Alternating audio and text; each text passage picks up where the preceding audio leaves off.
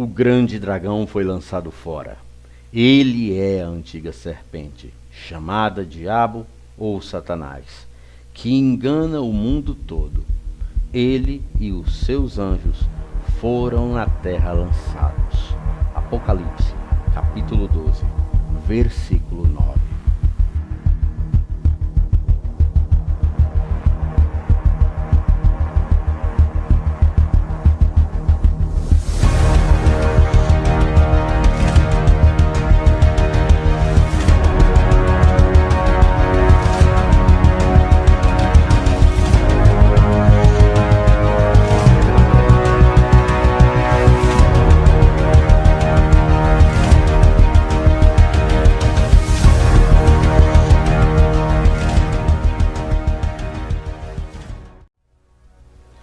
A demonologia pode ser considerada também como uma vitrine de simbologias, pois o inimigo das nossas almas é chamado biblicamente como dragão, serpente, e assim esta simbologia, esta tipologia, trouxe ao imaginário uma série de consequências, como o nascimento de heresias associadas a este fato.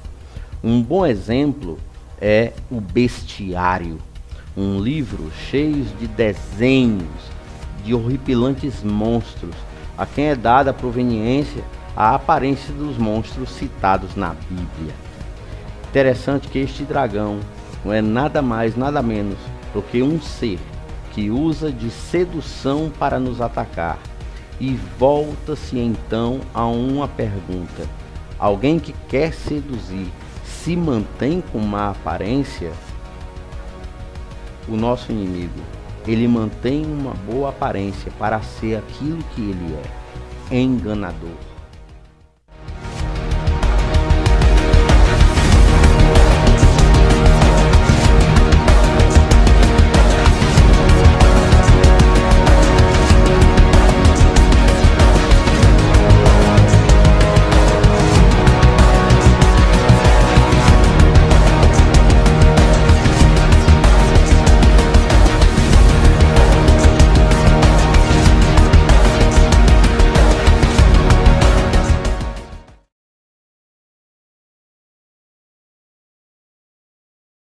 Nesses últimos tempos, temos visto que existe um processo real de glamorização do inimigo das nossas almas. A indústria cinematográfica tem investido já há décadas numa imagem que possa enganar, eu ia dizer tornar tênue, mas a palavra é exatamente essa, que pudesse enganar a massa, trazendo uma imagem extremamente contrária àquilo que a palavra de Deus diz. O inimigo das nossas almas, o diabo, ele tem sido tratado na indústria cinematográfica de uma forma distorcida e que visa realmente dar força a um movimento satanista técnico e sutil, por assim dizer. Você já parou para pensar? Primeiro, se a gente for olhar os filmes de terror que citam em terceira pessoa, já tem um toque bastante acentuado disso.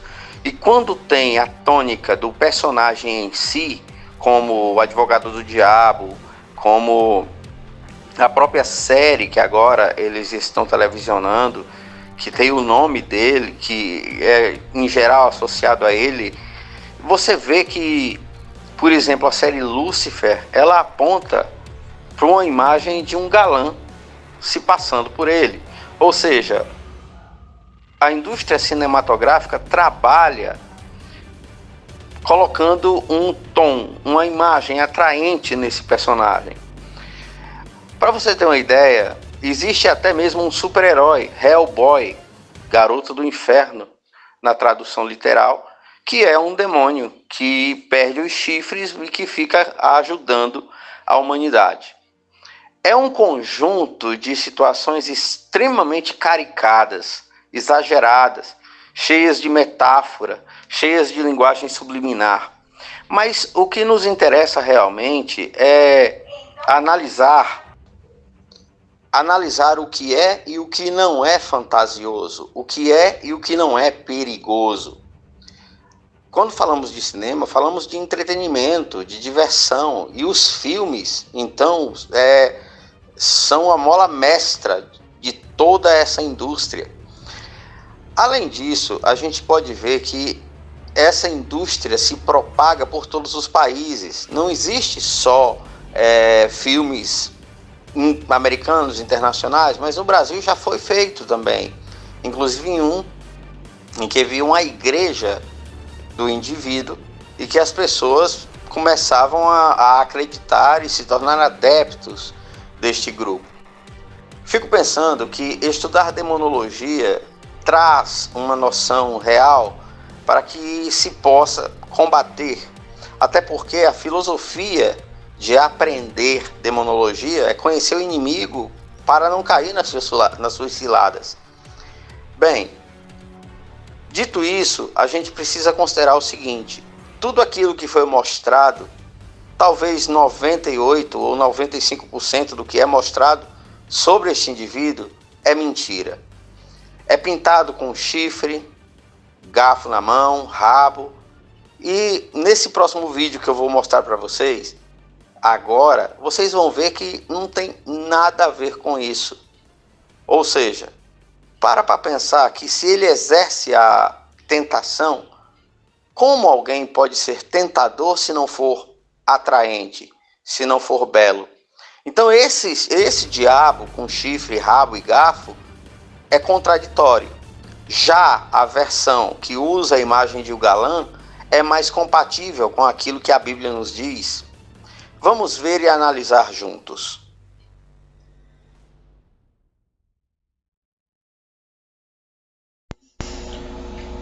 Ao estudar demonologia, precisamos atentar para alguns detalhes que são muito representativos dentro dos conceitos dessa disciplina.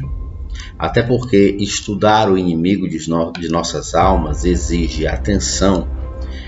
Pode-se dizer que dentro da teologia, a demonologia seria o mais próximo que temos dentro de uma postura de autodefesa espiritual, como se nós estivéssemos em prontidão, em guarda. A filosofia de estudar demonologia se sintetiza no conceito de conhecer o seu inimigo para melhor combatê-lo. Em Ezequiel 28, 13 e 19, cruzado com Romanos 11, 29, nós temos algumas verdades. A maioria das imagens que vemos e dizem ser coisas relacionadas ao nosso inimigo espiritual eterno realmente não correspondem à verdade, visto que ele era cheio de beleza e formosura e os dons de Deus são sem arrependimento. Pense bem, não acredite nas mentiras. Esse é o primeiro passo de estudar demonologia.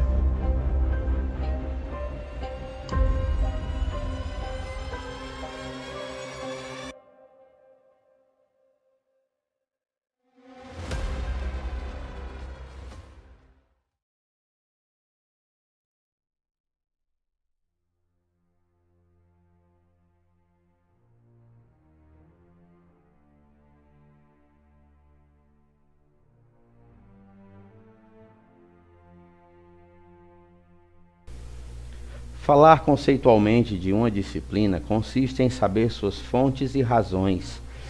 E a demonologia começou a ser estudada e citada na virada do século XII para o século XIII. Sabe-se que a teologia mais próxima de uma razão científica é a europeia. Logo, se a teologia é eurocêntrica, deve-se considerar todas as suas abstrações com base reverberativa, partidas da Europa. Existe uma resenha chamada Satã Herético, que foi considerada como o nascimento da demonologia na Europa medieval. Ela surgiu entre o ano de 1280 e 1330. Não temos o dado específico de sua origem. Mas este livro, Satã Herético, o nascimento da demonologia na Europa medieval, eu vou deixar inclusive o link de download gratuito na descrição do vídeo. É uma publicação do ano de 2016 pela editora da Unicamp de São Paulo, de autoria de Alain Bureau e trazido do original em francês para o português por Salomão Teixeira. A obra é composta por 252 páginas. É subdividida em prefácio à edição brasileira, introdução, 7 capítulos, epílogo, bibliografia selecionada e índice onomástico. A temática central abordada na obra se refere à questão de que até o século XIII os demônios não representavam um problema de fato para o mundo dos humanos, visto que não havia a possibilidade de uma intervenção desses demônios entre e nas pessoas. Depois do século XIII é que a heresia passa a englobar outras questões, como por exemplo a possibilidade de pacto e de possessão com os demônios. E é isso que dá alicerce para a caça às bruxas e bruxos no século XV. Alain Bureau faz essa pesquisa com base em documentos da Europa medieval, sendo que sua fonte inicial apresentada, ainda na introdução, é um inquérito sobre a santidade de Tomás de Aquino, que se desenvolveu em Nápoles em 1319.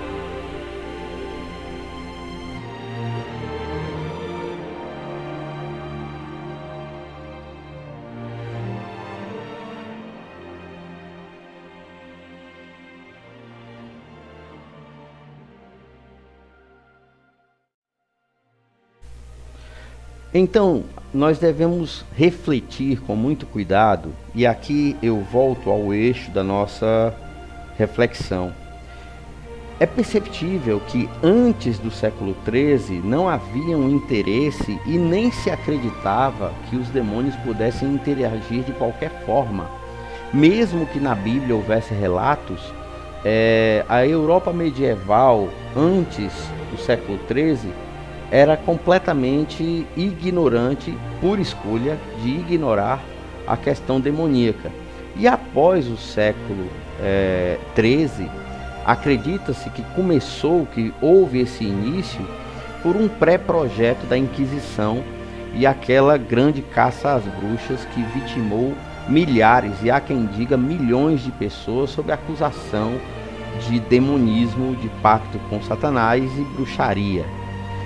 É interessante que a partir do momento que nós comecemos a analisar a demonologia histórica, você vê que Alain Bureau ele traz um fato.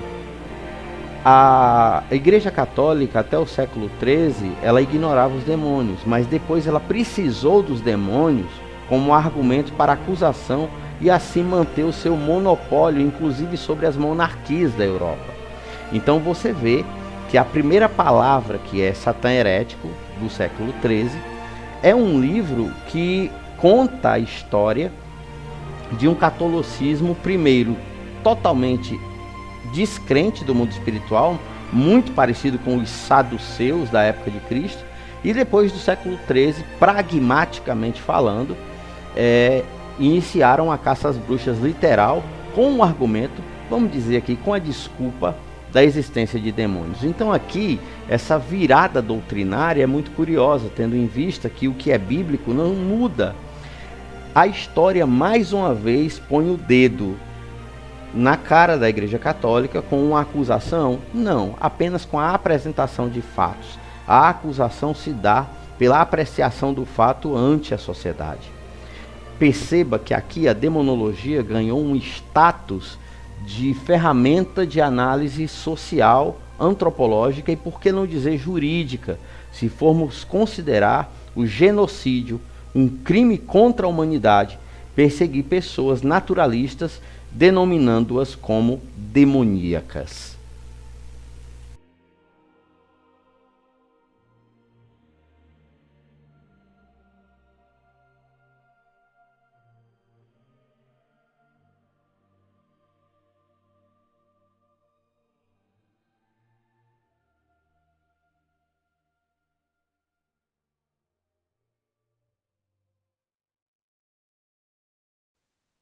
Como nós vimos até agora, existem alguns fatos sobre o inimigo das nossas almas que é muito importante serem ditos.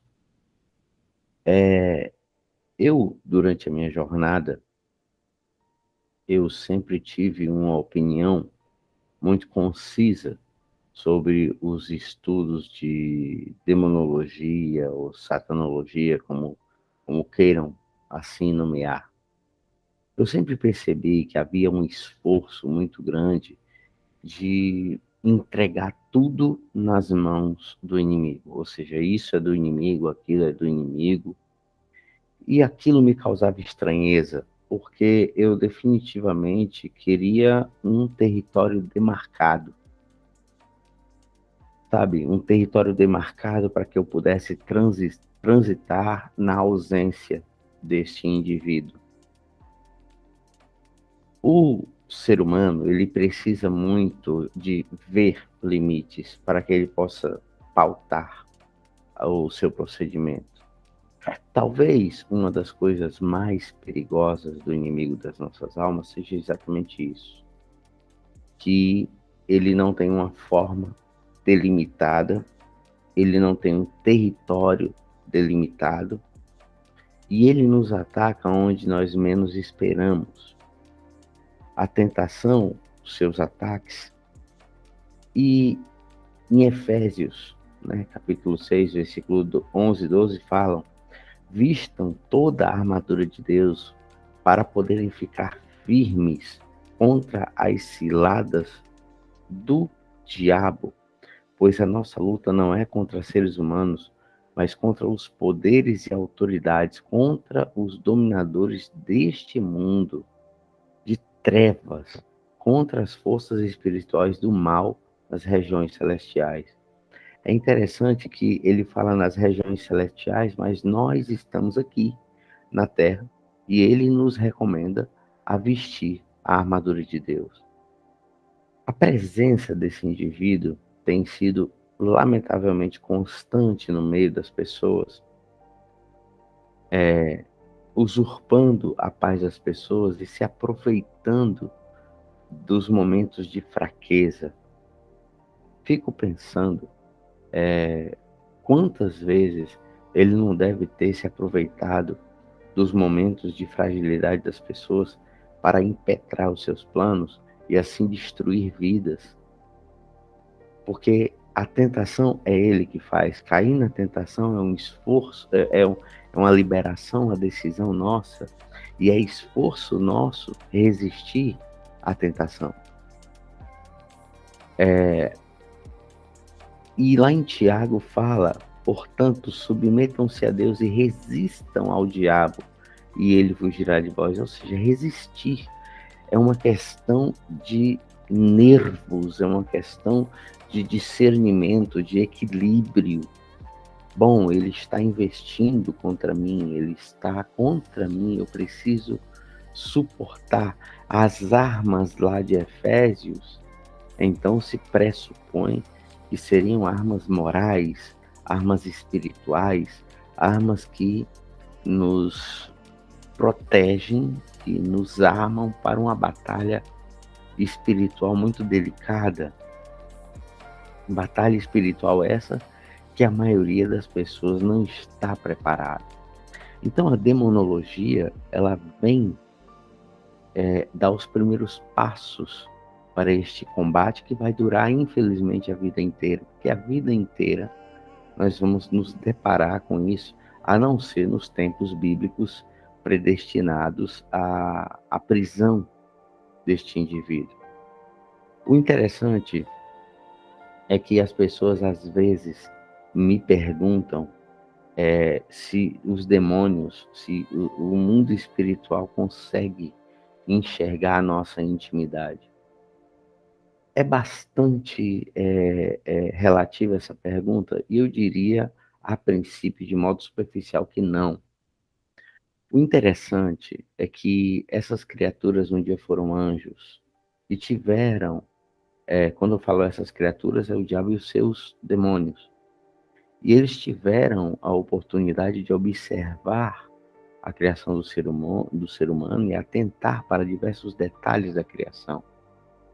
Às vezes você pensa algo e não fala com a sua voz, mas a sua pupila dilata, o fluxo do seu suor.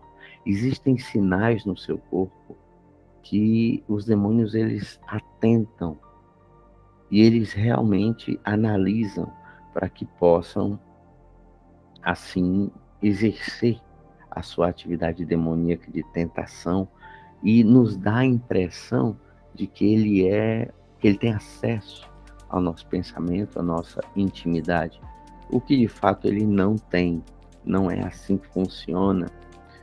E que fique bem claro que só Deus tem acesso, né, ao seu pensamento.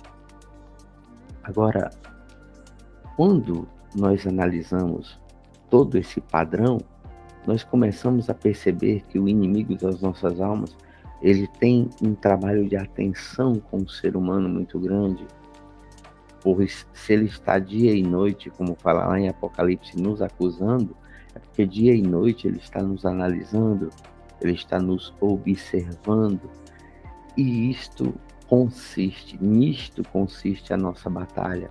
Caminhar em santidade é um vínculo de autodefesa que temos com Deus, porque dessa maneira a observação é sem efeito. E o interessante é que ainda que nós pequemos, o perdão de Deus ainda está ao nosso alcance. Demonologicamente falando, vamos dizer assim, o inimigo ele faz tudo para nos destruir, para colocar a nossa alma em destruição. Então, estudar demonologia, de certo modo, é estudar armatiologia, armátia, o pecado.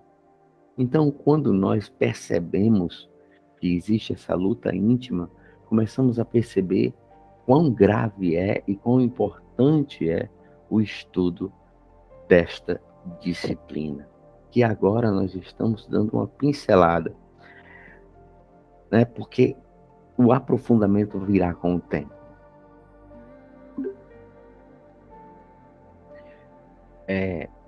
Mais um ponto que devemos tomar muito cuidado. Em 2 Coríntios 11:14 fala, e isso não é de admirar, pois o próprio Satanás se disfarça de anjo de luz.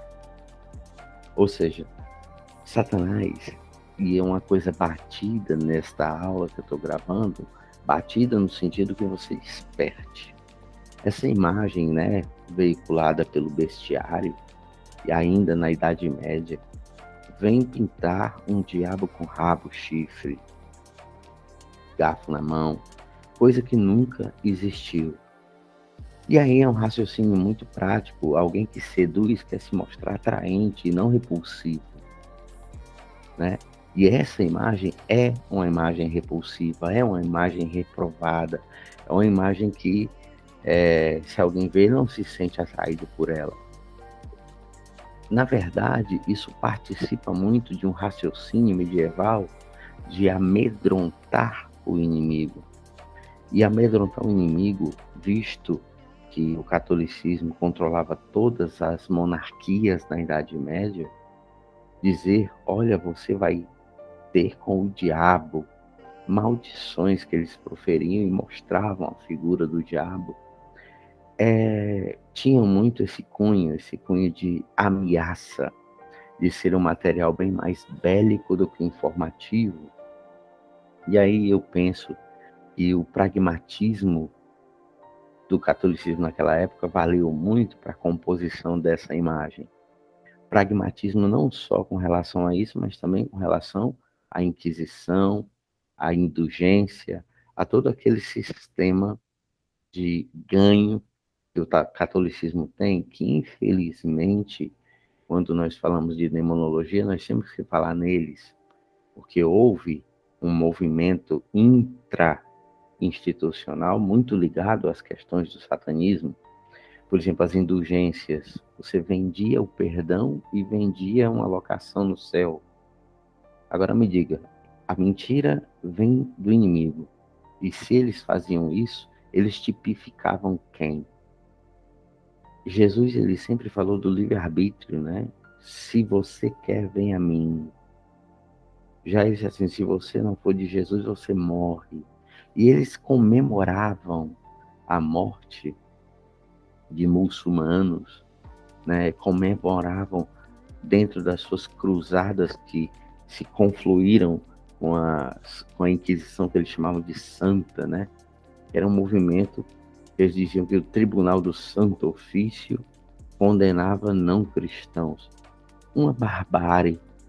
Às vezes, as pessoas falam do fundamentalismo religioso, mas o fundamentalismo religioso nasceu no catolicismo da Idade Média, com esses movimentos, né, da Santa Inquisição, os templários, pessoas que matavam em nome do catolicismo, em nome do Papa. É um movimento que tipificava o inimigo, visto que o inimigo ele tem a função de destruir o homem. Perceba que ele viu toda a criação ser executada e aí houve a sua rebelião, ele foi expulso, mas ele assistiu à criação do homem. Aí cria-se aquele sentimento, eu que vi tudo, nunca fui chamado de filho, e agora esse indivíduo, o Deus chama de filho. Interessante que houve essa posição, eu vou envergonhar Deus no homem, através do homem, eu vou destruir o homem. Por isso é que nunca existirá paz entre a humanidade e as hostes dele. Sempre haverá esse combate. E ele se vale dos erros e da religiosidade humana para instaurar o seu caminho. Uma coisa que é muito veiculada, esse nome Lúcifer, existe até em certas versões da Bíblia, mas a palavra Lúcifer foi um erro de tradução. Na verdade, Lúcifer não existe, né? O verdadeiro nome dele, antes dele ser demônio, era Reniel Benishar, luz de Deus, filho da alba. E existe uma abreviatura que culminou com isso, mas a palavra Lúcifer não tem um significado, ela é vazia. E muita gente chama Lúcifer, isso, aquilo. Não existe um vínculo deste nome com este indivíduo. Na realidade, visto que muitas traduções da Bíblia não foram transliteradas, findando em admitir este erro. Se você tem alguma dúvida, escreva para a gente. Eu vou ficar muito feliz de responder. E se a gente não souber a resposta, a gente vai pesquisar. Que Deus abençoe. Obrigado pela presença de todos.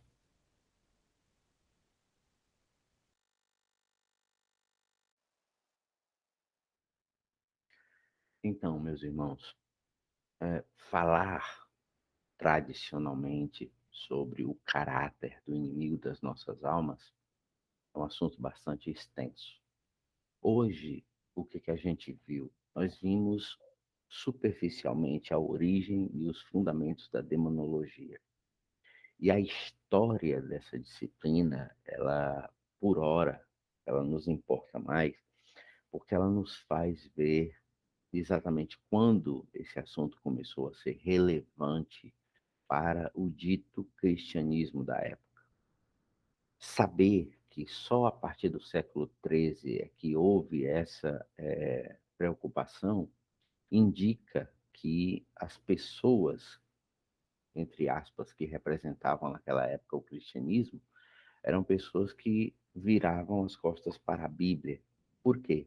Porque a Bíblia Sagrada nos fala de manifestações demoníacas, de Jesus expulsando demônios, e isso ficou claro que seria uma rotina dentro de uma igreja que realmente tem uma força espiritual que trabalha espiritualmente. Agora, a partir do momento que você vê essa, esse descaso com as escrituras, nós percebemos que tipo de cristianismo havia nessa época. Bom, meus irmãos, o caráter do inimigo será tratado numa próxima aula, que é um assunto extenso. Por hora, nós estamos falando sobre a disciplina de demonologia. Espero que você tenha aproveitado essa aula e que Deus abençoe poderosamente a sua vida. Semana que vem nós temos aula normal. Que Deus te abençoe.